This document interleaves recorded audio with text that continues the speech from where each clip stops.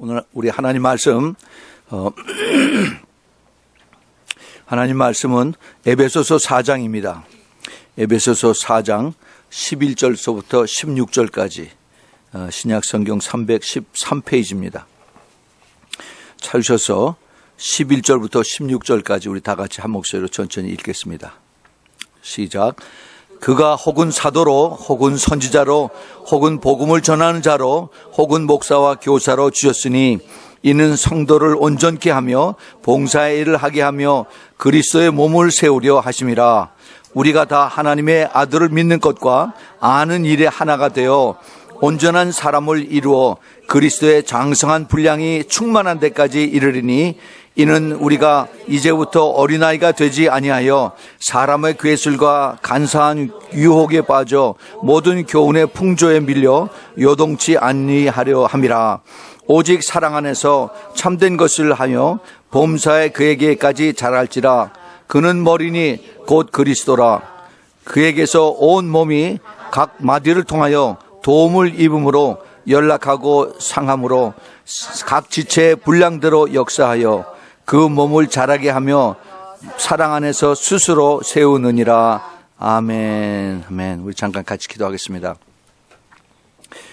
거룩하신 아버지 하나님, 귀한 말씀 저희들에게 주심을 감사합니다. 이 말씀을 복되게 해주시고 이 말씀이 저희들 심령 속에서 저희들의 골수와 관절을 쪼개는 놀라운 역사가 나타나게 주님 축복하여 주옵소서. 주님, 우리 성령 하나님께서 이것을 저희들에게 가르쳐 주셨사오니 주님 이 일을 통해서 저희들이 깊은 깨달음을 주시고 또 마음에 순종하는 마음을 주셔서 저희들 자신의 모습을 뒤돌아보고 그리고 또 다시 일깨워서 그래서 주님의 모습을 닮아가는 주님 그리스도의 장성한 분량으로 갈 수 있는 우리 모두 되도록 주님 축복하여 주시옵소서. 이 시간에 성령의 충만하심으로 이 자리에 주님 기름 부어주시고 그리고 악한 마귀 조금 더 틈타지 않도록 주님 천군 천사로 이 자리 옹이하여 주시옵소서. 주님의 말씀이 저희들 심령 속에 깊이 이것이 박혀질 때 30배 때로는 60배 100배로 주님 열매 맺게 해주시고 그리고 저희들 더 삶 속에서 또 주님과 가까이서 주님과 동행하는 그러한 삶이 우리 모두에게 임할 수 있도록 축복하여 주시옵소서.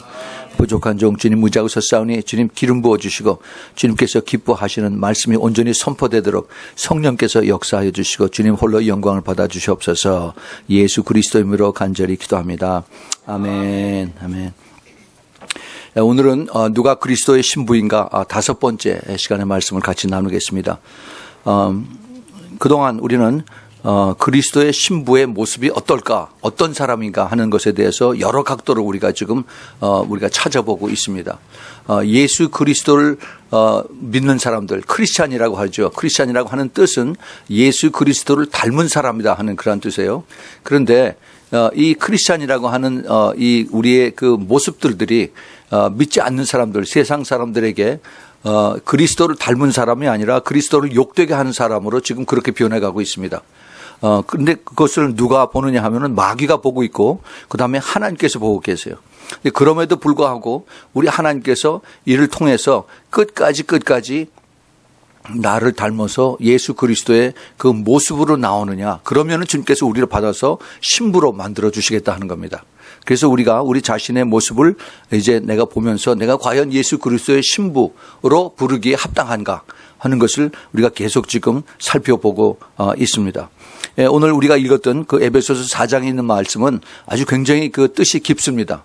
우리가 이것을 잘 이해하고 이걸 깨달아야만 지금 사도 바울이 에베소 교회에 주시고자 하는 이 말씀의 뜻을 우리가 이것을 잘 깨달을 수가 있습니다. 우리 한번 다시 보죠. 그가 혹은 사도로 혹은 선지자로 혹은 복음 전하는 자로 혹은 목사와 교사로 주셨으니 여기 그가가 누굽니까? 그가 예수 그리스도죠. 우리 주님이세요. 주님께서 예수 그리스도를 믿은 복음을 받은 자들에게 그들의 그 펑션, 그들의 그 타이틀이 중요한 것이 아니라 그들이 하나님께서 어떻게 부르셨는가 이겁니다. 사도적인 콜링으로 혹은 그 선지자적인 콜링으로 혹은 복음을 전하는 그러한 콜링으로 또는 목사나 교사로 하나님께서 우리의 펑션을 그렇게 불러주셨다는 겁니다. 이걸 우리가 까딱 잘못 생각을 하면은 이 타이틀 때문에 나는 사도고 나는 선지자고 나는 목사고 해서 이것을 자꾸 내세우면서 그 주님의 마음을 아프게 하는 그러한 경우가 많이 있습니다. 하나님께서 우리에게 가르쳐 주신 것은 하나님이 우리에게 그 예수 그리스도를 믿을 때 내가 예수 그리스도를 믿고 나서 내 마음속에 어떠한 것이 일어나는가, 어떠한 것이 내가 하고 싶은가, 어떠한 것이 주님께서 나에게 주신 것으로 인해서 내가 반응을 하는가 하는 것을 우리에게 다 각자 주셨어요. 보통들 교회 나오는 사람들이 목사님들이나 말씀을 전하고 전도사님들이나 말씀을 전하지 우리야 그냥 듣고 은혜만 받으면 되지요라고 그렇게 얘기를 하지만 그렇지 않습니다. 예수 그리스도를 믿고 예수 그리스도를 성령으로 거듭나고 우리가 그다음에 하나님의 말씀을 우리가 받고 그러면은 성령께서 우리 안에서 역사를 하세요. 내가 가만히 있을 수가 없어요. 우리가 성령을 받고 나서 내가 정말 이 복음 때문에 내가 이 지긋지긋한 지옥에서 이제 벗어나서 내가 천국을 간다라고 생각하면은 이게 얼마나 기쁜 소식입니까? 그래서 이것을 복음이라고 그러죠. good news라고 그래요. 복음. 그러면 이 복음을 나 혼자서 갖고 그러고서 있다가 죽는 것이 아니라 이것을 딴 사람에게 나눠야죠. 저 사람도 지옥 가는데 저 사람에게도 가서 예수 그리스도를 전해야 되고 저 사람에게도 가서 우리가 이 복음을 같이 나눠야 되는 그것이 성령께서 우리 안에 주신 그러한 성령의 역사예요. 역사. 근데 우리가 그것을 알고 깨닫고 그러면 내가 어떻게 해야 되는가? 이것을 주님께서 그 분량대로 우리에게 이것을 주셨다는 겁니다. 그 펑션, 타이틀이 중요한 것이 아니라. 그래서 이 강단에 서는 사람은 강단에 서는 사람대로 또 부엌에서 일하는 사람은 부엌에서 일하는 대로 또 직장에서 일하는 사람은 직장에서 일하는 대로 하나님께서 그 부르셔서 그 주위에 있는 사람들에게 예수 그리스도의 향기를 나타내는 그러한 하나님의 그 콜링, 하나님의 펑션을 하나님께서 주셨다는 겁니다. 그런데 어떻게 이것을 하느냐 그 절차를 이 사도 바울이 아주 자세하게 여기에 설명을 했습니다. 우리를 이렇게 이런 콜링으로 부르셨는데 이것은 성도를 온전케 하며 봉사의 일을 하며 그리스도의 몸을 세우려 하심이라 그랬어요. 그리스도의 몸이 여기 뭡니까? 그리스도의 몸이 바로 교회예요. 교회. 예수 그리스도가 바로 우리 교회의 몸이다 하는 겁니다. 그런데 이 몸의 교회 안에 그 성도들을 온전케 하고 퍼펙트하게 하고 그다음에 봉사의 일을 하게 하며 그다음에 우리가 다 하나님의 아들을 믿는 것과 아는 일에 하나가 되어서 온전한 사람을 이루어 그리스도의 장성한 분량이 충만한 데까지 이르게 한다. 특별히 그 13절에 굉장히 좀 어려운 말이 이렇게 쭉 연결이 되어 있습니다. 이걸 좀 자세하게 설명을 하면은 하나님께서 우리를 부르셨는데 그리스도의 몸 예수 그리스도의 몸인 교회를 세우시기 위해서 그래서 그 어떻게 세우시느냐 하면은 첫 번째로 하나님의 아들 예수 그리스도를 믿는 것과 예수 그리스도를 아는 걸하고 믿는 걸하고 달라요. 믿음으로 우리가 천국을 가죠. 아는 것으로는 충분하지가 않습니다. 우리가 알아야 되고 그다음에 우리가 성령의 역사로 믿어줘야 되고 그다음에 그 믿은 것을 가지고 이제 우리가 서로 잘났다고 싸우는 것이 아니라 하나가 되라는 겁니다. 유니티. 하나가 돼서 그래서 온전한 사람을 이루어 된다는 거예요. 이게 mature person, mature man. 그 장성한, 항상 어린아이가 아니라, 어른의 장성한 사람의 그러한 분량이 충만한 데까지 살아서 그래서, 사랑 안에서 참된 것과 그 다음에 범사에 거기까지 자라야, 된다. 그 13절에 모든 사랑 안에서 참된 것을 하며 범사에 그에게까지 자랄지라 그는 머리니 곧 그리스도라. 그래서 우리가 어떻게 이것을 온전케 하고 봉사의 일을 하고 믿고 또 그다음에 우리의 그 사랑 안에서 이것을 나누는 이런 것을 해야 되느냐 하면은 바로 그리스도의 그 장성한 분량에까지 그에게까지 예수 그리스도에게까지 그 성품을 따라가서 그의 그 향기를 나타내는 그러한 모습이 나에게도 나타나야 된다 하는 그런 얘기입니다. 그래서 그 16절에 보면 그에게서 온 몸이 각 마디를 통해서 도움을 입음으로 연락하고 상합하여 각 지체의 분량대로 역사하며 그 몸을 자라게 하며 그 사랑 안에서 스스로 세우느니라. 우리 그 교회 안에서 크리스천들이 모두 다 지체가 다 다르죠. 어떤 사람은 대학원을 나오고 어떤 사람은 초등학교를 나오고 어떤 사람은 높은 자리에 있었고 어떤 사람은 낮은 자리에 있었고 어떤 사람은 집에서 일만 했었고 이런 각자의 그 백그라운드가 다 달라요. 그런데 하나님께서 그런 사람들을 통해서 그 하나님의 지체의 분량대로 역사해서 그래서 그 몸을 자기 그 믿음에 자라게끔 사랑 안에서 스스로 세운다라고 이렇게 사도 바울이 이야기를 합니다. 우리가 자라나는 모습이 우리가 알면 알수록 또 그리고 우리가 내 있는 위치가 높거나 낮은 거나 이거에 따라서 우리가 자라나는 모습이 더 달라진다는 얘기죠. 그 자라는 모습이 유치원에 다니는 그 어린 아이들의 자라는 모습과 그다음에 저 사회인들 직장에서 일하는 사람들의 그 자라는 모습이 훨씬 달라지는 거와 마찬가지예요. 이 우리의 신체의 키가 그 피지컬한 이 키가 자라는 것뿐만이 아니라 우리 안에 내적으로 더 성숙해져서 그래서 우리의 인격이 더 자라난다 하는 것을 여기서 더 강조하고 있는 것을 볼 수가 있습니다. 각 지체의 분량대로 우리의 몸이 있으면 우리의 머리가 바로 예수 그리스도라고 그러죠. 이 몸의 지체, 그는 머리니 곧 그리스도라고 그랬어요. 우리 몸의 머리가 바로 예수 그리스도다는 겁니다. 그런데 우리 몸에 팔이 있고, 그 다음에 다리가 있고, 그 다음에 몸통이 있어요. 그런데 이것이 다 각 분야의 그 사람들의 이렇게 모여서 같이 하나를 이루는 거다 이거죠. 여기 팔이 있으면 팔만 있는 게 아니라 팔 밑에 손가락이 5개가 있어요. 왼쪽 손이 있고 오른쪽 손에 또 여기에 5개의 손가락이 또 있습니다. 각각 이 마디마다 하는 일이 다 달라요. 이게 하나만 아파도 다 아픕니다. 제가 어제 저녁에 일을 조금 하다가 이 손을 비웠어요. 이게 손이 비면은 이게 여기만 살짝 비어서 아픈 게 아니라 몸 전체가 이게 힘들어요. 샤워할 때도 힘듭니다. 이것이 몸 전체에 대한 하나님의 하시는 그런 일에 이것을 깨달으는 겁니다. 사도 바울이 디모데후서 2장 20절에 이런 말씀하셨어요. 큰 집에는 금과 은의 그릇이 있을 뿐 아니요 나무와 질그릇도 있어서 귀히 쓰이는 것도 있고 천히 쓰이는 것도 있다라고 그랬어요. 그래서 큰 집에는 그릇들이 많은데 금으로 은으로 만든 그릇도 있고 또 나무로 질그릇으로 만든 이런 그릇이 있는데 그 펑션에 따라서 이 쓰여지는 것이 다 달라진다 하는 것이죠. 그런데 그러면은 나는 질그릇으로 만들었으니까 계속 질그릇으로만 써 있느냐? 그렇지 않다는 겁니다. 그 다음에 21절에 보면은 그러므로 누구든지 이런 곳에서 자기를 깨끗하게 하면 귀히 쓰이는 그릇이 되어 거룩하고 주인의 쓰심에 합당하며 모든 선한 일에 예비함이 되리라 그랬어요. 내가 아무리 교육을 받지 못했어도 내가 아무리 높은 자리에 있지 못했어도 내가 있는 자리에서 항상 주님 보시기에 깨끗하고 정결한 그러한 우리의 영혼으로 심령으로 준비가 되어 있으면은 하나님이 우리를 들어서 얼마든지 쓰실 수가 있다는 겁니다. 그래서 주님께서 우리가 이것을 깨닫게 하시기 위해서 각 지체의 분량대로 하나님께서 역사하신다는 것이에요. 우리가 그 뜻을 잘 알아야 됩니다. 이게 까딱 잘못하면은 나는 여기에 내가 그냥 이름도 없이 구석에 박혀 있으니까 나는 여기서 그냥 끝나는가 보다라고 하는데 그게 아니다 이거죠. 그것이 아니라 내가 어디에 있든지 간에 주님하고 나하고의 이 상관이기 때문에 내가 더 겸손하게 더 낮아져서 늘 주님과 교통하고 내 심령이 깨끗해질 때 내 그릇이 정결해지고 죄가 없고 항상 주님의 충만한 것으로 채워지면은 하나님이 얼마든지 나를 통해서 쓰실 수가 있다는 겁니다. 우리가 잘 아는 고린도전서 13장 있죠.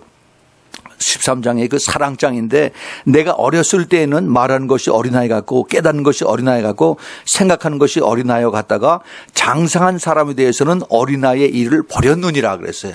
당연한 거죠. 그렇죠? 우리가 어렸을 때 하는 좋아하던 것과 어른이 돼서 좋아하는 것이 달라져야 되죠. 그런데 이 지금 신앙에 대해서 얘기를 하고 있습니다. 그런데 이 우리의 신앙생활, 우리 신앙의 인격이라고 얘기를 하는데 그런데 교회를 10년, 20년을 다닌 사람이 자기들의 그 인격을 보면, 신앙 인격을 보면은 아직도 그 초등학교 다니는 그 레벨에서 벗어나지 못하는 사람들이 너무너무 많다는 겁니다. 이거 우리가 잘 깨달아야 돼요. 그래서 장성한 사람이 되어서는 내가 그만큼 10년, 20년을 예수님 앞에 더 나아가서 예수님을 더 깊이 알고 기도하고 그리고 그 영적인 교제를 하고 나면은 내가 전보다 훨씬 더 달라져야 되죠. 그것을 변화라고 합니다. 변화. 그냥 체인지가 아니라 트랜스포메이션. 내 안과 겉이 다 같이 변화가 돼야 된다는 겁니다. 이것이 주님께서 원하시는 것이에요. 고린도전서 14장 20절에 형제들아, 사도 바울이 지금 고린도 교인들에게 하는 얘기예요. 형제들아, 지혜는 아이가 되지 말고 악에는 어린아이가 되어서 지혜에 장성한 사람이 되라고 그랬어요. 예, 우리가 악과 선을 구별할 때, 지혜와 그다음에 하나님이 원하시는 뜻이 무엇인가 이것을 구별할 때, 때로는 우리가 지혜롭게 행해서 배울 건 배우고 취할 거는 취하고 버릴 건 빨리 잘라서 버리는 이것이 장성한 사람의 그 모습이라는 겁니다.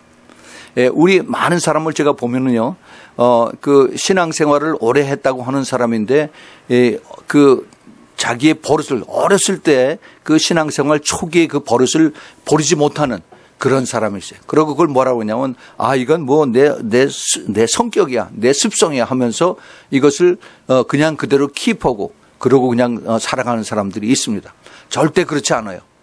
성령이 우리 안에 들어오시고 우리가 하나님의 말씀을 그대로 붙잡고 그 말씀이 나에게 이루어 주세요라고 우리가 기도한다면은 반드시 내 옛 습성은 버리고 그리고 주님의 새 것으로 우리가 바뀌어질 수가 있습니다. 그래서 우리 고린도후서 그 5장 17절에 누구든지 그리스도 안에서 거듭나면은 새로운 피조물이 된다고 했어요. 새로운 피조물, new creation에 내 옛사람을 다 없어져 버리고 새로운 피조물로 우리가 주님께서 우리를 변화시켜 주신다는 겁니다. 내가 변화된 것이 아니라 주님께서 나를 변화시켜 주신다는 것이에요. 그래서 우리가 변화되지 않으면, 예수 믿고 변화되지 않으면 성령을 안 받았거나 아니면 자기가 아주 작정을 하고 성경을 따라 살지 않고 내 세상적으로 내 옛날 세상을 따라서 살기로 그렇게 작정한 사람 아니면은, 그러면은 우리가 정말 성령을 받고 나서 그다음에 신앙생활 제대로 하면은 변하게끔 돼 있어요. 화내는 사람이 화를 아주 안 내는 것이 아니라 점점 덜 냅니다. 그 핫템포가 점점 슬로우 다운이 돼요. 그리고 참지 못하는 사람이 참는 기간이 점점 더 이제 길어지고, 이것이 성령께서 역사하신 것이에요. 우리가 그것을 잘 깨달아야 됩니다. 그래서 오늘 제가 여러분들과 같이 나누고 싶은 것이, 많은 크리스찬들이 그 성숙하지 못한 모습을 많이 보여줘요. 그것을 느끼게 해줍니다. 그러면은 성도가 성숙하지 못한 이유가 뭔가 하는 것을 우리 한번 좀 찾아보겠습니다. 왜 장성하지 못하는가? 왜 항상 어린아이로 남아있는 그런 모습일까? 왜 베이비 크리스찬이 돼서 변하지 않을까? 답답한 그 모습을, 그 원인을 우리가 한번 좀 찾아보자는 겁니다. 여러 가지 이유가 있겠죠. 제가 여러 가지 몇 가지를 좀 적어봤습니다. 제일 먼저, 성령의 중요성을 알지 못해서 혼의 사람으로 남기를 원하는 사람들이에요. 혼의 사람. 내 육신에 내 자신의 그 인격을 그대로 유지하면서 그대로 그냥 살아가는 겁니다. 나는 변화시키지 못해. 하나님도 나는 변화시키지 못해 하면서, 그리고 고집을 부리고 그다음에 내 욕심대로 그러고 살아가는 거예요. 그 로마서 5장, 로마서 8장 5절 6절 그다음에 그 8절에 보면 이런 말씀이 있습니다. 육신을 쫓는 자는 육신의 일을, 영을 쫓는 자는 영의 일을 생각하나니 육신의 생각은 사망이요 영의 생각은 생명과 평안이라. 8절에 육신에 있는 자들은 하나님을 기쁘시게 할 수 없다라고 그랬어요. 없다. 내 육신이 뭡니까? 내 혼에, 내 그 감정, 내 지식, 내 의지, 이것만 따라가는 사람. 여기에 그 6절에 이거를 잘 생각 보세요. 육신의 생각은 사망이요 영의 생각은 생명과 평안이라. 뭐가 달라요? 생각이에요. 생각인데 내가 하나님 생각으로 하고 하나님 말씀 생각하고 성령의 생각으로서 거기를 따라가느냐, 아니면 내 생각, 똑같은 생각인데 내가 내가 원하는, 내 육신이 원하는 대로, 어디서 뭐 맛있는 게 세일하지? 그 맛있는 거 이거 찾아가는 거. 어디서 옷을 얼마나 이게 좋은 거 세일하는데 거기 가야지 하고 온통 생각이 내 그 의식주를 향해서 따라가는 사람. 내 의식주만을 가장 귀하게 여기고 그리고 이것에 전적으로 따라가는 사람들. 크리스찬 중에 그런 사람 너무너무 많아요. 우리가 어디에 생각을 하느냐, 우리 마음 먹는 것에 따라서 그것이 점점 나의 인격을 형성한다는 겁니다. 그런데 그렇게 가면은 육신에 있는 자들은 하나님을 기쁘시게 할 수 없다는 겁니다. 잘 깨달아야 돼요. 그러면 어떻게 해야 돼요? 내가 그런 생각이 들어오면은 생각을 잘라야 돼요. 생각을. 머리를 흔들어서 저런 내 생각은 떨어져 나가라 하고 명령을 해야 됩니다. 그 감정도 마찬가지. 감정도. 그래서 이러한 그 성령의 중요성, 성령의 역사하심을 이걸 깨닫지 못하고 항상 내 혼의 사람, 믿기 전에 내 감정, 내 지식, 내 의지 이것만을 생각하면서 육신이 원하는 대로만 계속 따라가는 거예요. 이거는 내가 예수 그리스도를 믿었어도 계속 성숙하지 못하는 그러한 원인이 된다는 겁니다.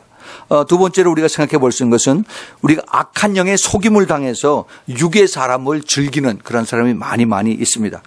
이거는 영분별을 잘 못하거나 아니면 내 그 믿음보다는 오히려 불신이 훨씬 더 클 때, 특별히 그 자아가 강한 사람들, 또 자기가 조금 알고 있는 그 성경 지식을 더 강하게 내우면서 그래서 전체를 보지 못하고 한 일부분을 가지고 이것을 꼭 고집을 하면서 나가는 사람들이 있습니다. 이런 사람들의 특징이 바로 이단적인 요소들이에요.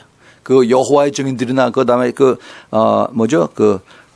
신천지 뭐 이런 거 하는 사람들, 자기네들이 그 훈련 받은 거, 이 하나님 말씀을 달달달로 외가지고 이거를 엄청 강조를 합니다. 다른 데 부분에 있는 것을 얘기를 하면은 그러면은 이거 듣질 않아요. 자기가 알고 있는 이것이 전부 다라고 생각하면서 그러면서 이게 자기네들이 그 악한 영의 미혹을 받는 것을 깨닫지 못하고 그리고 이것만을 고집을 하고 갑니다. 그러니까 그것을 고집하고 있는 한 영적으로 성숙하지 못해요. 성숙하지 못하고 그다음에 항상 그 베이비 크리스천. 근데 이게 마귀에게 속고 있기 때문에 자기는 하나님을 위한다고 생각하고 그다음에 자기는 제일 열심이라고 생각을 하고 그러죠. 그래서 그 몰몬들이 하는 게 뭐예요? 두 사람씩 항상 짝지어 다니면서 길거리 다니잖아요. 옷 깨끗하게 입고 그러고서 다닙니다. 자기네들이 제일 열심이라고 생각을 하는데 사실은 자기네들에게 이게 그 이단의 영의 눈이 가려서 분별이 안 되는 거고 그다음에 순종하지 못하는 거죠. 이런 사람들이 많이 있습니다. 고린도후서 11장 15절에서 그러므로 사단의 일꾼들도 자기의 의의 일꾼으로 가장하는 것이 또한 큰 일이 아니라 저의 결국은 그 행위대로 되니라. 그 열매들이 결국은 드디어 나타난다는 겁니다. 나타나는 것은. 그다음에 우리가 또 세 번째로 생각해 보는 것은 천국의 소망보다는 눈에 보이는 이 세상의 탐욕을 더 중요하게 여기는 이런 사람들이 있습니다. 우리가 궁극적인 우리의 고향은 하늘나라죠. 천국입니다. 그래서 그 천국을 우리가 바라보면서 죽음을 두려워하지 아니하고 그리고 우리가 끝까지 좁은 길, 힘들고 어려운 길을 그리고 참고 그리고 가는데 그런데 그렇게 사는 것이 아니라 교회는 다니지만은 이 세상의 욕심이 훨씬 더 커서 그 욕심을 가지고 그리고 하나님을 말로만 섬기고 그다음에 자기 삶은 그냥 옛날 삶, 믿기 전의 사람하고 똑같은 거예요. 예수님께서 그 팔복 강의를 할 때 가장 중요한 핵심의 메시지가 먼저 그의 나라와 그의 의를 구하라고 했습니다. 우리가 잘 아는 마태복음 6장 33절의 말씀이죠. 그의 나라와 그의 의가 뭡니까? 우리가 먼저 하나님을 생각하고 예수 그리스도를 생각하고 그리고 우리가 하나님의 뜻을 하나님 그 성경 말씀에 적혀져 있는 그 뜻을 알고 그것을 우리가 깨닫고 순종하고 따라가는 거죠. 이것을 알지 못하면은 그러면 자꾸 그 내 삶의 우선순위가 바뀌어요. 프라이오리티가 바뀝니다. 그래서 내가 중요하다고 생각하는 것이 먹고 살고 입고 자고 하는 이것에 전부 다 맥혀지고 있어요. 그리고 우리의 신앙, 예수님과의 관계는 액세서리가 되는 겁니다. 지금 그런 사람들이 너무너무 많아요. 그러고 자기는 잘 믿고 간다라고 그렇게 착각을 하고 삽니다. 그러면은 그런 사람들은 성숙한 사람들이 될 수가 없어요. 성숙한 사람이 되지 못하면은 예수 그리스도의 신부가 되지 못합니다. 베이비 크리스찬은 기저귀 차고 다니는 사람들은 나중에 특징이 뭐냐면은 시험 들면 제일 먼저 넘어가 버려. 시험 들면 그대로 아이고 가슴 아파. 아이고 내가 참 내가 힘들어. 너무 힘들어. 그게 육체적으로 힘들다는 얘기가 아니라 내가 감정이 힘들다는 얘기, 감정 컨트롤하기가 힘들다는 얘기죠. 그것은 자기 육의 사람이 너무 강하다 하는 그런 뜻이나 마찬가지입니다. 항상 우리가 생각해야 될 것이 주님께서 먼저 그의 나라와 그의 의를 구하라라고 했어요. 그러면 그다음에 뭐라고 그랬어요? 그러면 모든 것을 주님께서 다 더해 주신다라고 그랬어요. 우리가 무엇을 먹을까, 무엇을 마실까, 무엇을 입을까 이것을 걱정할 것이 아니라 먼저 하나님 나라를 생각하고 기도하고 순종하면 우리의 필요한 것을 다 아시는 하나님께서 필요에 따라서 하나님께서 다 채워주신다는 겁니다. 여러분 그거 다 아시죠? 다 체험을 하시죠? 경험을 하시고 아마 여러분들 다 간증을 다 하실 수 있을 겁니다. 그런데 사람들이 이거를 다 순종하고 따라가질 못해요. 이것에 확신이 있어야 돼요. 이게 확신. 내 삶의 목표가 하나님의 나라와 하나님의 의를 구하는 것이 내 삶의 목표다 하는 것이 내 삶에서 흔들리지 않는 그러한 여러분들이 꼭 되길 바랍니다. 예, 그다음에 이제 또 하나 우리 베이비 크리스천들 성숙하지 못하는 그러한 사람들의 특징이 또 하나 뭐냐면은 말씀과 기도를 굉장히 얘기를 하는데 근데 말로만 그래요. 말로만 말씀과 기도 하면서 진짜 그 기도의 중요성을 알지 못합니다. 기도의 중요성. 말씀이 그렇게 하나님의 진리라고 얘기를 하면서 그 말씀의 능력을 부인하는 겁니다. 말씀의 능력이 나에게서 나타나질 않아요. 왜 그럴까? 제가 누누이 말씀을 드리지만은 그 말씀의 능력이 나에게 나타나지 않는 것이 기도하지 않기 때문에 그래요. 기도하지 않으면은 말씀이 그대로 흰 거에다 까만 글씨밖에 안 돼요. 스토리북밖에 안 됐습니다. 그러나 내가 기도할 때 이 말씀이 나에게 이루어지게 해주세요. 이 하나님의 말씀이 나의 삶에 이것이 나타나게 해주세요라고 기도를 하면은 그러면은 성령께서 이 말씀을 자꾸 나에게 생각이 나게 해서 그래서 이 생각을 통해서 내가 순종할 때 하나님의 놀라운 능력이 내 삶 속에서 나타나는 것입니다. 이것이 하나님의 역사하시는 방법이에요. 우리가 전에도 공부했었죠. 마태복음 25장의 그 열 처녀에 비유해서 그 특징이 뭡니까? 슬기로운 5 처녀, 그 다음에 어리석은 5 처녀. 그 차이가 엑스트라 오일을 가지고 있느냐 없느냐 아니에요. 똑같이 다 실족하기도 했어요. 똑같이 다 졸았습니다. 똑같이 다 잤어요. 그런데 엑스트라 오일이 뭐예요? 성령 충만인데 성령 충만을 그러면 어떻게 받느냐? 우리가 기도함으로 또 찬양함으로 또 말씀을 붙들고 그다음에 씨름함으로 여기서 우리가 성령의 충만함이 오는데 근데 그거를 하지 못한다는 거예요. 그렇지 못하면은 어떻게 해요? 그냥 말씀과 기도 중요하지. 말씀과 기도해야 됩니다. 그러고서 거기서 끝나버려요. 나하고는 아무 상관이 없습니다. 이것을 우리가 잘 깨달아야 돼요. 말씀과 기도를 말로만 사랑하는 이것은 정말 하나님의 능력과 하나님의 말씀이 나에게 이루어지는 것을 방해하는 요소밖에 되지 않습니다. 자, 그 다음에, 중요한 것이 있습니다. 영적 싸움에 늘 지는 사람이 있어요. 그리고 자기 신앙을 늘 타협하는 사람들이 있습니다. 나는 뭐 안 돼. 나는, 해도 뭐 항상, 기도해도 이루어지는 것도 없고, 또 말씀 붙들고 살아도 그대로 내게 내 좋은 게 하나도 없어 하면서 자기 자신의 팔자를, 그냥 그대로 끌고 내려오는 사람들이 있습니다. 이거는 아주 잘못돼도 크게 잘못된 사람들이에요. 우리의 소위 믿지 않을 때 많은 사람들이 나에게 주어진 운명이라고 그러죠. 그것을 팔자라고 얘기를 합니다. 운명. 그게 나에게 주어졌기 때문에 어쩔 수 없어. 이건 그대로 가야 되는 거야. 라고 그렇게 받아들입니다. 그런데 안 그래요. 우리 예수님께서 나에게 주어진 그 운명을 예수님께서 십자가에 돌아가심으로 인해서 다 끝났다라고 했습니다. 이 나에게 가는 그 악한 영들이 나를 끌고서 계속 지옥으로 끌고 가는 이 운명이 이 데스티네이션이 이게 끊어졌다는 거예요. 피니시 됐다는 겁니다. 그래서 내가 거기서 자유해서 이제 내가 하나님과의 관계에서 예수님과의 관계에서 성령님과의 관계에서 말씀에 순종하고 따라가면은 내가 가든 계속 낭떠러지로 가고 그다음에 부정적이고 그다음에 내가 아프고 내가 항상 불행하거든 여기서 돌이켜서 그래서 내가 이제는 어둠이 아니라 빛으로 가고 그다음에 내가 이제는 거꾸로 밑으로 낭떠러지로 떨어지는 것이 아니라 계속 언덕으로 산으로 계속 올라가는 겁니다. 이것이 하나님께서 우리를 향하시고 우리를 변화시키시고 우리를 통해서 예수님의 모습이 나타나길 원하시는 것입니다. 많은 사람들이 인간의 본능이 약하기 때문에 안 믿는 사람들도 어떤 신을 섬기길 원해요. 신을. 불교 믿는 사람들은 계속 목탁 두드리고 거기서 나에게 어떤 그 좋은 일이 나타나길 계속 기도하죠. 요번에 어디에 메카 사우디아라비아 그 사람들이 얼마나 열심입니까? 1년에 한 번씩 그 메카 거길 가서 돌아야 된다고 해서 그 열심 때문에 가서 돌다가 700명인가 1000명이 거기 밑에 깔려서 죽었다라고 그래요. 참 그 어리석은 그런 일들이 그렇게 일어나는데 그것이 종교적인 그 무지 이것 때문에 그래요. 무지. 우리 주님께서 이것을 다 깨뜨리시고 끝났다라고 말씀하셨습니다. 예. 그런데 인간들은 계속 지금 옛날 그 허든 방법으로 바벨로니안 그 워십 이 방법을 따라서 계속 그러고 사는 겁니다. 우리는 그 영적 싸움에서 지는 사람, 이 자신과의 싸움에서 이기는 지는 사람은 내가 영적인 상태를 분명히 잘 알아야 됩니다. 내가 영의 사람인가 아니면은 내가 아직도 육신의 사람인가 내가 아직도 옛날 육신의 사람을 따라가는 사람이면 빨리 돌이켜서 내가 예수님 안에서 모든 죄를 회개하고 그리고 주님 앞에 구하면은 성령을 반드시 주신다고 약속을 하셨어요.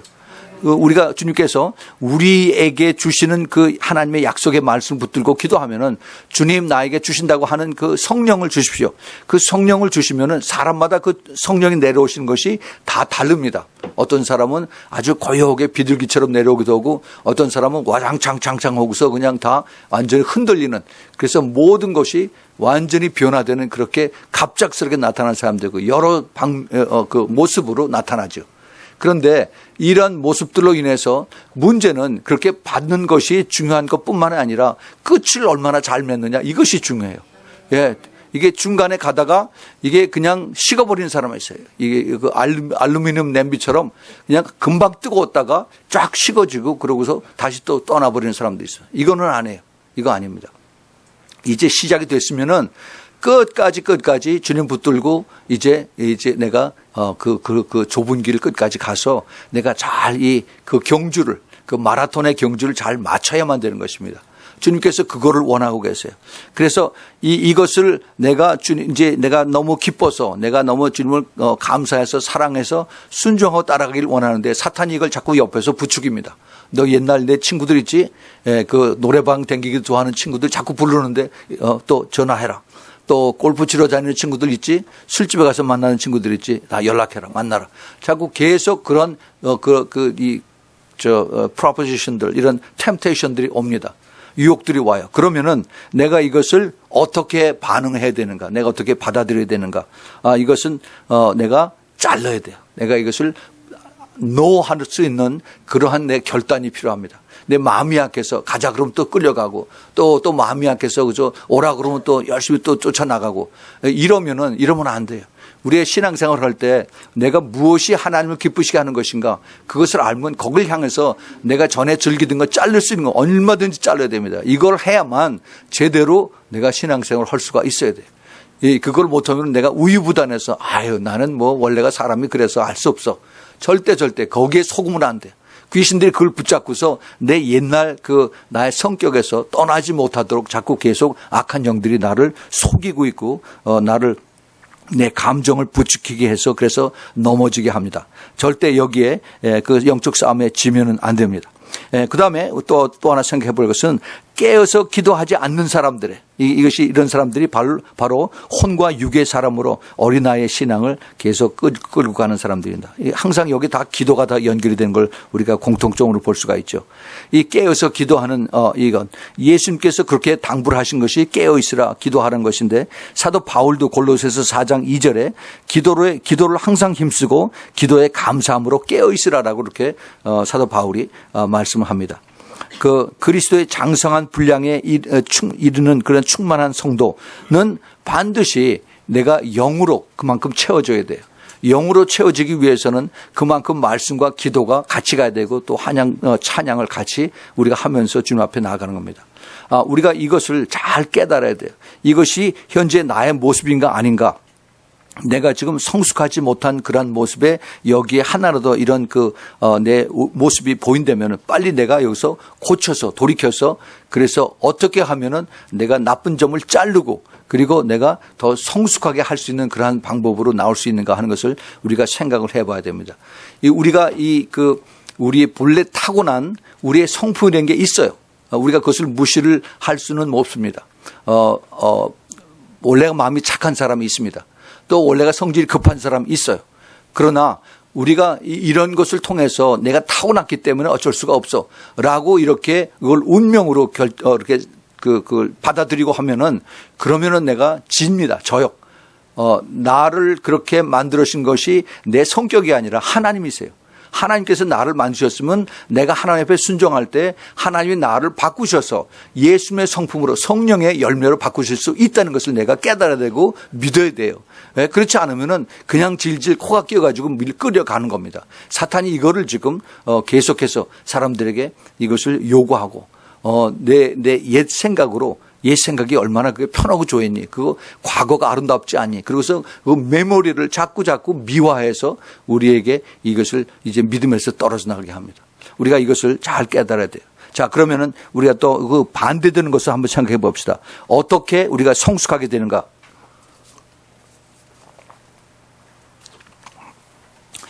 어떻게 우리가 성숙한 그러한 크리스찬이 되는가? 우리 인간들은 믿는 자나 믿지 않는 자나 우리의 그 약한 부분이 있습니다. 약한 부분. 이 약한 부분이 뭐냐 하면은 우리의 그 모든 것이 편하고 쉽고 그리고 넉넉하면은 그러면은 우리가 하나님을 찾지 않는다는 거죠. 찾지 않아요. 형식적으로 돼버리는 거 말입니다. 형식적으로. 그건 뭐 불교나 이슬람교나 다른 종교들도 마찬가지예요. 하나님께서 특별히 우리 크리스천들에게 힘들고 어려운 것을 하나님이 그것을 그렇게 불러주실 때가 있어요. 거기를 통과하게 하실 때가 있습니다. 욥의 경우가 그랬죠. 하나님께서 이것을 허락을 하십니다. 사탄을 중간에 내어서 사탄으로 하여금 그것을 시작하게 하세요. 그 대신 생명은 네가 다치지 마라. 생명은 나에게 속했으니까 그러니까 생명은 건들지 말라 하면서 욥에게 그 어려움과 고난과 연단을 하나님이 사탄을 통해서 허락을 하십니다. 이것을 우리가 알게 모르게 우리 삶 속에서 우리의 인생 여정 속에서 우리가 이것을 보게 됩니다. 그런데 우리가 그 가운데 있으면은 너무 사실 힘들죠. 사실 누구도 우리의 삶 속에서 시험이 오고 고통이 오고 연단이 오고 그다음에 이 몸이 아프건 이것을 원하는 사람은 하나도 없어요. 그런데 때로는 이러한 상황이 이렇게 벌어집니다. 내 몸이 엄청나게 아프거나 아니면은 내 삶의 내 주위에서 뭐 가정적인 인간적인 그러한 그 관계 속이나 아니면 그 비즈니스에서 내 그 직장에서 아주 어려운 일이 생겨서 그래서 나를 힘들게 하는 이런 것이 있습니다. 왜 하나님이 이렇게 하셨을까? 하나님은 은혜의 하나님이고 하나님은 사랑의 하나님인데 내가 열심히 하나님을 섬기고 기도하고 말씀대로 순종하려고 그러는데 왜 하나님이 이런 일을 나에게 허락을 하셨을까? 라고 사람들이 물어보죠. 그러고 나서 열심히 기도를 합니다. 그런데 우리가 이거를 여기서 한 번 더 깊이 생각해 볼 필요가 있어요. 내가 고난 중에 고난 가운데에서 내 마음에 평안함이 있으면은 그러면 하나님의 분명한 뜻을 거기서 찾으려는 겁니다. 하나님의 분명한 뜻이 있어요. 사도 바울이 로마서 8장 17절 18절에서 이런 말씀을 합니다.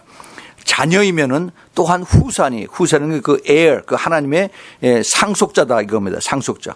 하나님의 후사여 그리스도와 함께 한 후사니 상속자니 우리가 그와 함께 영광을 받기 위하여 고난도 함께 받아야 할 것이니라. 생각컨대 현재의 고난은 장차 우리에게 나타날 영광과 좋게 비교할 수 없도다. 예, 바로 이거예요. 우리가 신앙생활을 할 때 주위의 상황에 힘든 그러한 일들이 일어날 수가 있습니다.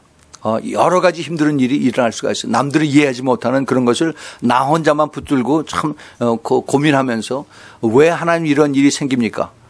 내 그 부모님이나 내 자식들이나 아니면 내 주위에 있는 사람들을 통해서 나를 힘들게 하는 왜 하나님 이걸 허락하십니까? 근데 기도하는 도중에 주님께서 그래도 그 마음속에 내 안에 평안함이 있고 그러면 하나님께서 나를 지금 통해서 하나님의 계획이 계시는구나 하는 것을 내가 깨달아야 돼요. 그럼 내가 이것을 어떻게 하느냐? 내가 하나님 앞에 이런 하나님이 보고 계시고 하나님 나 이걸 허락하고 계시면은 그러면은 이 시험 기간이, 이 연단의 기간이 언젠가 끝나겠구나. 그걸 통해서 하나님이 나를 더 높이시겠구나 하는 그러한 우리가 기대가 있습니다. 그러한 뭐라고 그러죠? 소망이 있어요. 소망. 군대에 가서, 남자들이 군대 가면은 군대의 그 생활이 쉽지가 않죠. 사회에서 내 마음대로 내 뜻대로 그렇게 생활하다가 군대에 나가서 한창 젊은 나이에 머리 빡빡 깎아가지고 그다음에 논산 훈련소에서 유니폼 이렇게 보면 다 그놈들이 다 똑같아요.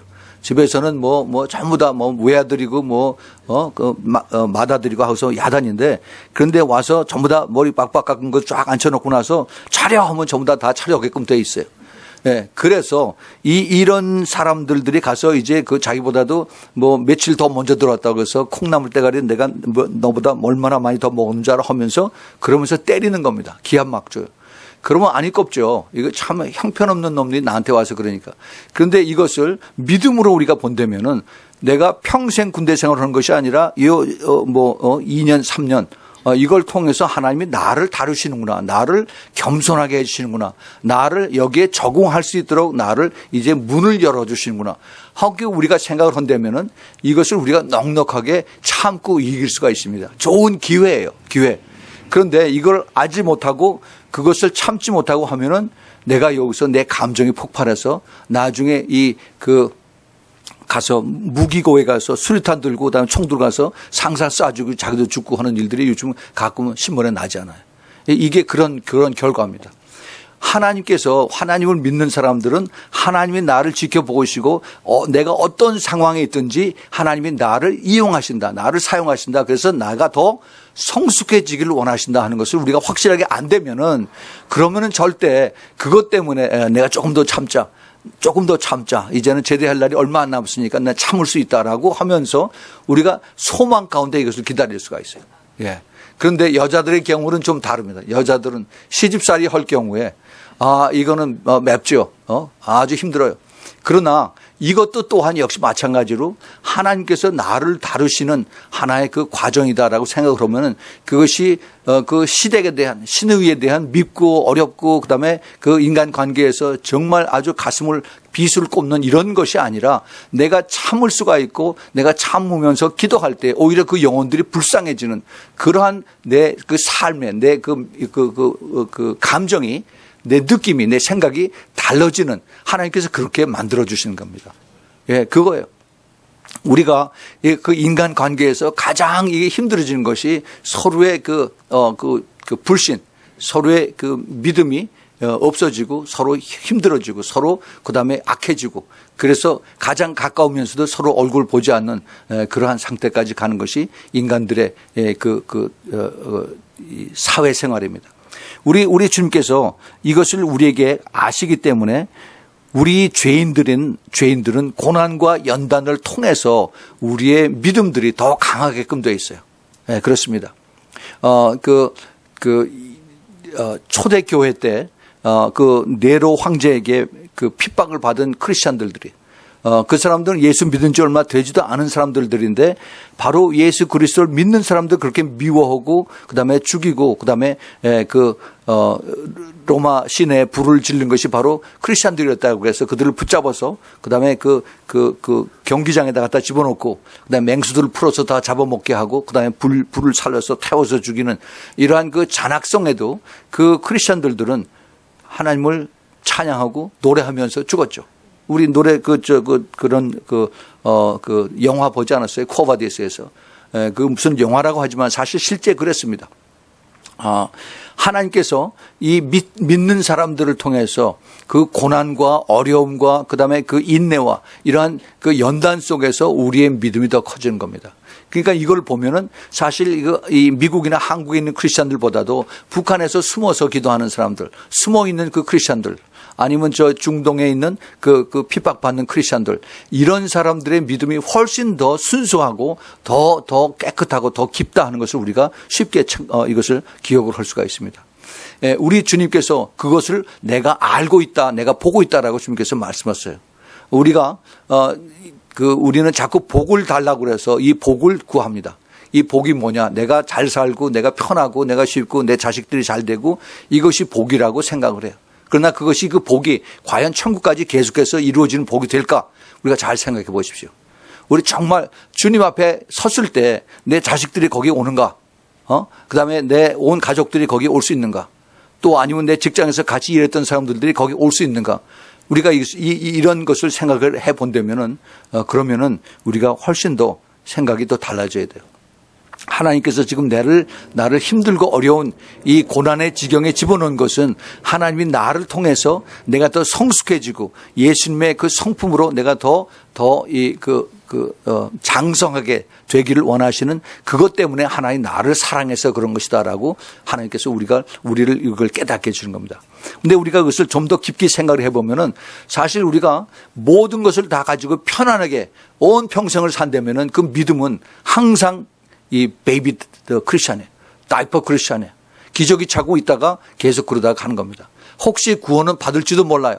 그러나 주님 앞에 섰을 때 그에게는 상급은 없습니다.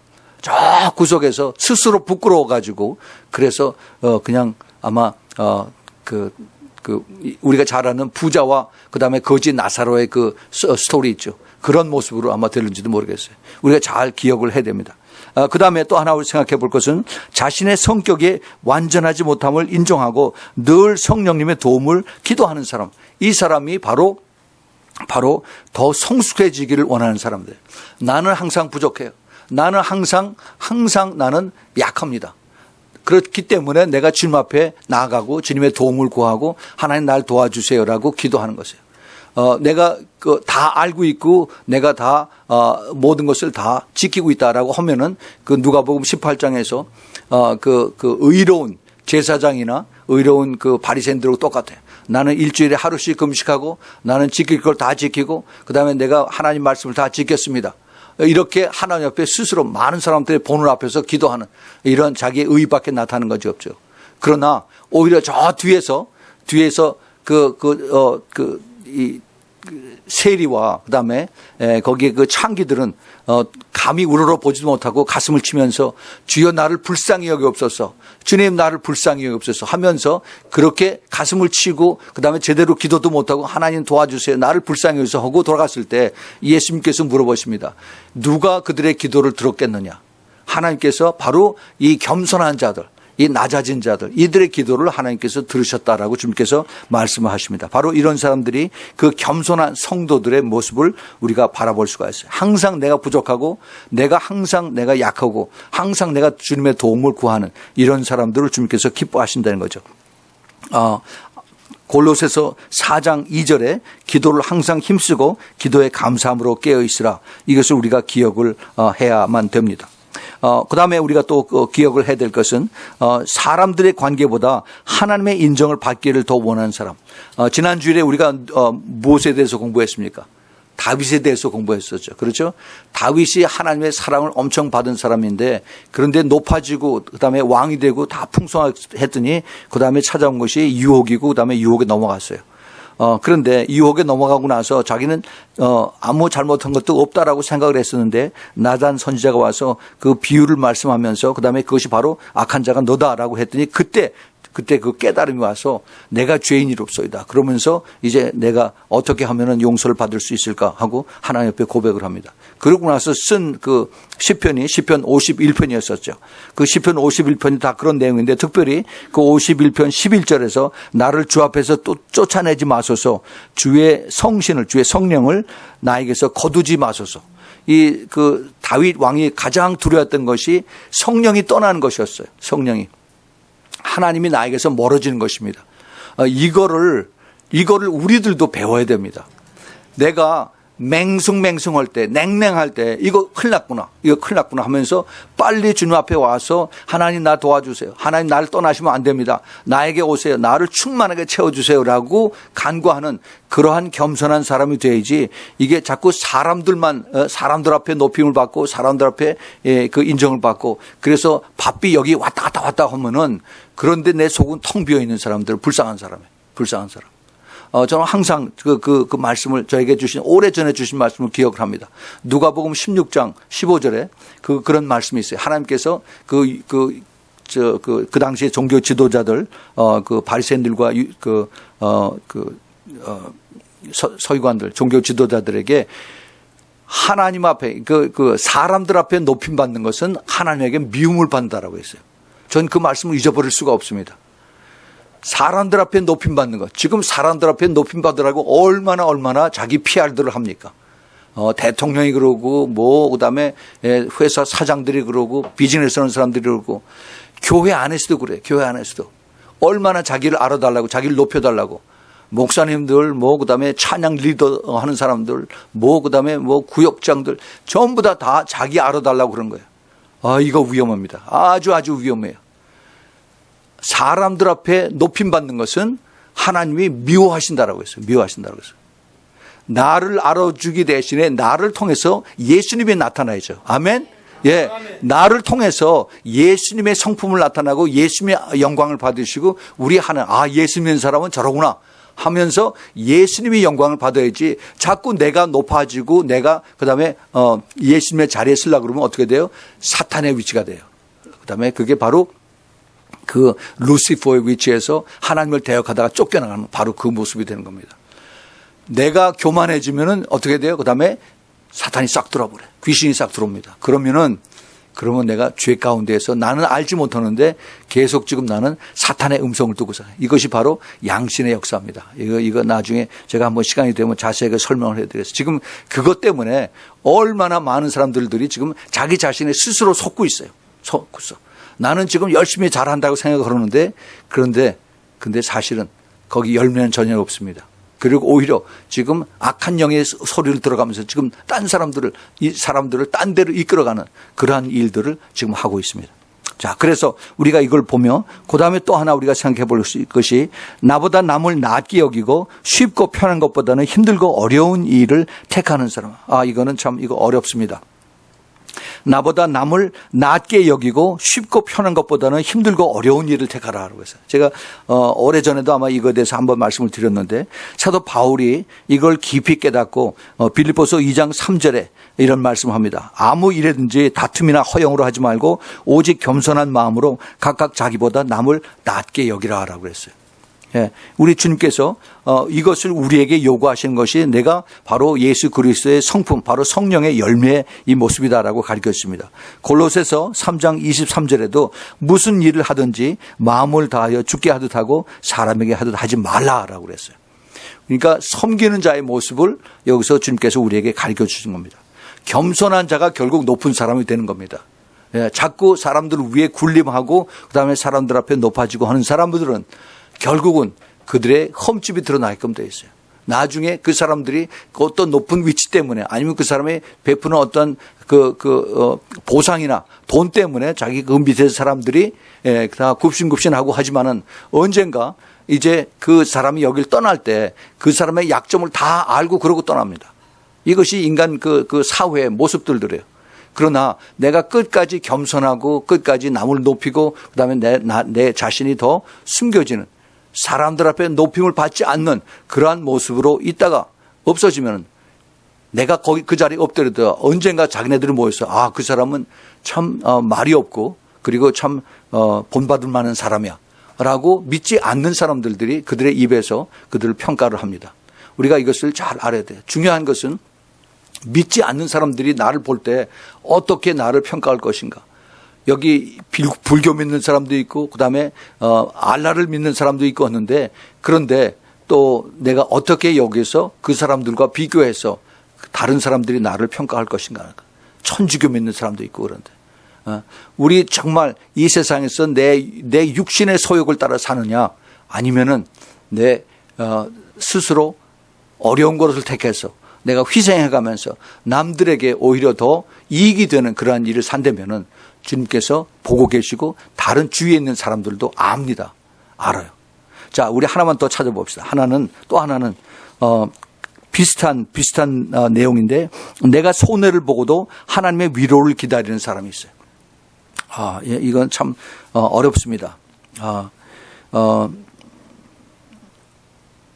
예수님께서 마태복음 5장에서 이런 말씀하셨죠. 내 오른뺨을 치거든 왼편도 돌려대라. 이거는 좋은 글귀를 해서 벽에다가 써붙이기만 좋아하지 내가 그대로 행하는 건 하지 않아죠. 그렇게 안 해요. 왜냐하면은 이거는 실제 사회에서는 이것은 해당이 안 된다고 생각하기 때문에 그냥 그렇게 읽기만 하고 그리고 다 붙여놓기만 합니다. 그런데 안 그래요. 베드로전서 2장 20절 21절에 죄가 있어서 매를 맞고 참으면 무슨 칭찬이 있으리요. 오직 선을 행함으로 고난을 받고 참으면은 이는 하나님 앞에 아름다우니라 그랬어요. 하나님 앞에 아름다. 이를 위해서 너희가 부르심을 입었으니 그리스도가 너를 위하여 고난을 받으사 너희에게 본을 끼쳐서 그 자취를 따라오게 하려 하심이라 그랬어요. 예수님께서 이 모든 것을 다 우리를 위해서 당하시고 나를 위해서 그 부끄러움을 당하시고 맞으시고 그다음에 아픔을 겪으시고 하면서 갔으면은 나도 그 뒤를 따라갈 수 있는 그러한 그 신앙의 모습이 돼야 된다 하는 겁니다. 우리가 우리 신앙생활에서 이러한 경우들이 많이 있습니다. 특별히 비즈니스 한다고 하면서 그래서 이제 처음에 좋은 뜻으로 시작을 했다가 나중에 이제 그 욕심이 그 안에 들어가서 그래서 이제 서로 갈라지고 그다음에 서로 적이 되는 그러한 일들이 종종 있습니다. 이러한 관계 속에서 내가 어떻게 내가 대응을 해야 될까? 내가 여기서 손해보는 입장이라고 하면은 그럼 내가 이것을 어떻게 이것을 대응을 해야 되는가? 여기서 특별히 내가 크리스찬이라고 할 경우에 내 위치는 내 그 반응은 내가 취해야 할 행동은 무엇일까 하는 것을 우리가 잘 알아야 됩니다.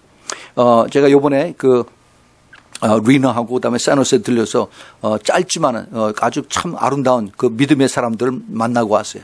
근데 그 중에 한 분이 참 믿고 좋은 파트너십으로 시작을 비즈니스를 했는데 상대방이 비트레이 배반한 거예요. 배반하고 그냥 돈 다 떼먹고 그러고서 그냥 그대로 모른 척합니다. 너무 막 속이 쓰리고 막 아프고 그래가지고 내가 병이 들었어요. 정말 믿고 좀 선하게 시작을 했는데 그런데 이것이 너무 힘들고 억울하고 그러니까 이걸 참고 하다가 병이 들어서 꼼짝을 못하고 오래오래 병상에 누워 있었습니다. 예, 그런 사람이 있어요. 이것을 주님께서 그 성경에 비춰보면은 그것을 주님께서 뭐라고 하셨어요? 용서하라고 그랬죠. 용서하라고. 용서하지 않으면 그것이 그 독이 나에게 와요. 그 독이 나를 죽입니다. 그래서 나중에는 내가 숨도 못 쉬게 꼼짝도 못하게 그냥 침대에 들어놓아서 이렇게 합니다. 근데 거기서 주님께서 그 용서하라고 하는 그 말씀을 우리가 잘 깨달아야 돼요. 그냥 말로만 용서합니다 하는 것이 아니라 정말 그 주님께서 그 기뻐하시는 그 용서를 우리가 빨리 찾고 거기서 순종을 해야 돼요. 제가 이 말을 잘 못하기 때문에 제가 한 두세 페이지 되는 그 책을 하나 읽어드릴게요. 제가 오래전에도 한번 말씀을 드렸는데 그 김효석 목사님이라고 하는 이분이 영호라고 하는 나병 환자들 사는 곳에서 이제 있던 그 에피소드를 적은 그런 내용을 제가 한 두 페이지 되는데 잠깐 읽어드릴게요. 이웃 동네에 살고 있는 한 가정이 우리 교회에 나오게 되었다.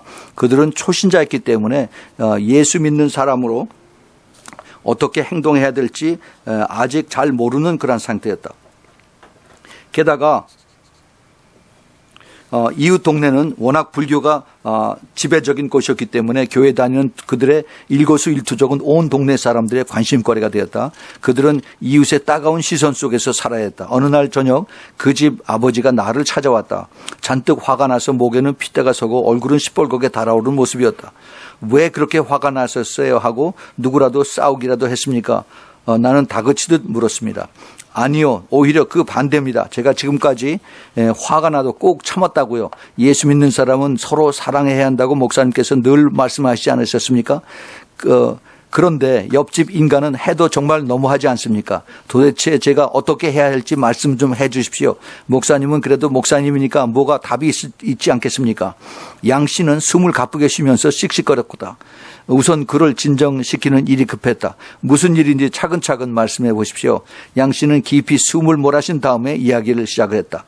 오늘 오후에 우리 어미 돼지 5마리가 옆집 채소밭에 들어가서 그 집 채소를 몽땅 다 먹어치웠거든요. 그랬더니 옆집에서 손해배상을 해달라고 하더라고요. 그래야 당연히 배상해야지요. 나는 자신 있게 대답을 했다. 저도 손해는 배상해 주려고 했지요. 그런데 그 인간이 말도 안 되는 걸 요구하지 않습니까? 도대체 옆집 부인이 원하는 게 무엇인데요? 글쎄 우리 어미 돼지 5마리를 전부 다 달라는 거 아닙니까? 양 씨는 다시 화가 치밀어서 오르는 듯 소리를 버럭 질렀습니다. 아무리 예수 믿는 사람이라도 이런 경우에 화가 안 나는 놈이 어디 있겠습니까? 예? 양 씨는 씩씩거리며 내 대답을 기다렸다. 나는 무슨 말을 해야 될지 생각나지 않다가 입을 열었다. 그 옆집 사람은 형제님을 시험해 보려고 그러는 것 같습니다. 그 사람은 형제님이 마구 흥분하고 화내시기를 바랄 뿐이에요. 그렇게 되면은 예수 믿는 사람이 얼마나 형편없는지 온 동네 사람들에게 보여줄 수 있으니까요. 그러니까 그렇게 하지 못하게 하려면 그가 원하는 것을 모두 다 주셔야 합니다. 큰 손해를 입게 되더라도 걱정하지 마십시오. 하나님이 더 많은 것으로 갚아주실 것입니다. 내 말이 초신자 양 씨에게 설득력이 있을까? 양 씨는 양손을 허리에 얹고는 잠시 고민에 빠졌다. 좋습니다. 어쨌든 저는 예수 믿는 사람이니까요. 아까는 정말 화났지만은 다 접어두고 하나님께 순종하겠습니다. 목사님께서 말씀한 대로 하지요. 그는 돌아갔다. 양 씨는 정말로 한마디 불평 없이 돼지 5마리를 전부 옆집에 다 주워버렸다. 동네 사람들 모두 깜짝 놀랐다. 양 씨가 미친 거 아니야? 많은 사람들이 양 씨를 비웃었지만 그중에는 양 씨의 태도를 보고 사뭇 진지해하는 사람들도 있었다. 아, 예수 믿는 사람은 저렇게 하는구나. 그것은 지난 여름에 일어난 일이었다. 나는 그 사건을 새까맣게 잊어버렸다. 나무잎이 곱게 물들어가던 어느 가을날 밤에 양 씨가 내 방문을 두드렸다. 목사님 밤늦게 죄송합니다. 꼭 드릴 말씀이 있어서요. 제가 전에 목사님의 말씀을 따르기는 했지만 실상 속으로는 굉장히 분했습니다. 그래서 옆집 사람의 한 짓을 오랫동안 잊지 않고 있었거든요. 그런데 오늘 아침에 엄청난 일이 벌어졌지 뭡니까? 글쎄 옆집 황소 7마리가 우리 집에 밭에 들어와서 실컷 풀을 뜯어먹고 있는 겁니다. 제 눈을 믿을 수가 없었어요. 그런데 옆집 사람이 그걸로 양심의 가책을 받았는지 저에게 와서 난처한 얼굴로 이러는 거 아닙니까? 양 씨 어떻게 배상해야 할까? 처음 같아서는 그 황소 7마리를 다 냅다 끌고 오고 싶었지요. 하지만은 목사님께서 먼저 여쭤보아야 할 것 같아서 이렇게 달려왔습니다. 목사님 이제 제가 이겼지요? 그렇죠? 돼지 5마리에 황소 7마리라니 목사님 말씀대로 하나님은 정말 제가 잃은 것보다도 더 많이 주셨습니다. 그렇지 않습니까?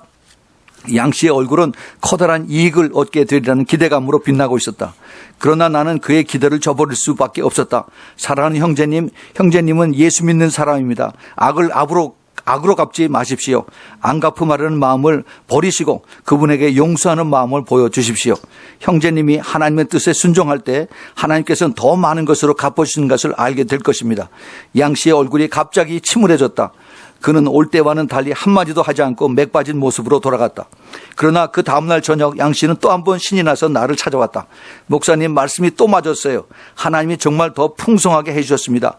어제 목사님이 말씀하신 대로 옆집 사람에게 아무런 배상도 받지 않았거든요. 그런데 오늘 오후에 그 사람이 돼지 90마리를 끌고 우리 집에 왔지 뭡니까 하면서 하는 말이 이 돼지 전부 자네 걸세. 내가 자네 때문에 지난밤에 한숨도 못 잤어. 지난번 일로 틀림없이 화가 잔뜩 났을 텐데 내 황소를 달라고 하지 않느니 말이야. 내가 그걸 생각하느라고 머리가 다 빠개지는 것 같아. 자네 돼지가 낳은 새끼 18마리씩 다 합해서 90마리를 모두 다 데려왔으니 다 가져가게. 그리고 이제부터는 이웃끼리 잘 지내보세요. 양 씨는 예기치 않은 얘기를 듣고 흥분해서 나에게 뛰어온 것이다.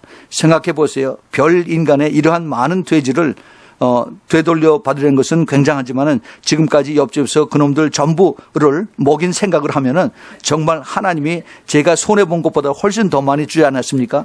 저는 이제부터는 확실히 하나님 말씀을 믿습니다. 그런데 목사님 이것보다 더 좋은 일이 뭔지 아십니까? 조아르던 양 씨의 표정이 진지해졌다. 마을 전체가 우리를 예수 믿는 사람으로 인정하게 된 것입니다. 이것이야말로 하나님께 받은 최고의 선물이 아니겠습니까? 예, 이것이 전부 다입니다. 우리 믿는 사람들의 그 열매는 바로 이런 겁니다. 여러분들이 바보가 되십시오. 절대 바보가 손해보지 않습니다. 하나님께서 우리에게 장성한 분량이라고 한 것은 하나님의 기뻐하시는 그러한 뜻으로 우리가 참고 그다음에 양보하고 그다음에 예수님의 성품을 닮으면 반드시 하나님의 때가 되면 우리를 더 풍성하게 채우신다는 것입니다. 여러분들 이러한 모습으로 다 성숙하게 돼서 예수님의 아름다운 신부가 되기를 축복을 합니다. 기도합시다. 하나님 아버지 감사합니다. 저희들 참 어려서 넘어지고 또 쓰러지고 하지만은 이제는 더 성숙해져서 그래서 주님을 닮은 주님의 기뻐하시는 그러한 모습으로 저희들이 자라길 원합니다. 하나님께서 한 사람 한 사람 붙들어 주시사 내가 힘들고 어려울 때일수록 오히려 하나님이 나를 통해서 이것을 더 성장하게 하는 하나님의 축복의 기회다라고 생각을 하고 더 주님을 바라보고 아름다운 성숙한 모습으로 자랄 수 있도록 우리 모두 축복하여 주시옵소서. 이제는 우리 주 예수 그리스도의 놀라우신 그 은혜와 하나님 아버지의 끝없는 그 사랑과 그리고 성령 하나님의 내주하심과 교통하심과 기름 부으심이 이제 더 성숙하고 더 장성한 분량으로 자라길 원하는 주님의 사랑하는 우리 성도들 머리 위에 또 그 가정 위에 또 멀리서 이 메시지를 듣는 주님의 사랑하는 그 신부들 그 가정 위에 머리 위에 지금부터 영원까지 함께 있기를 예수 그리스도의 이름으로 축원하옵나이다. 아멘.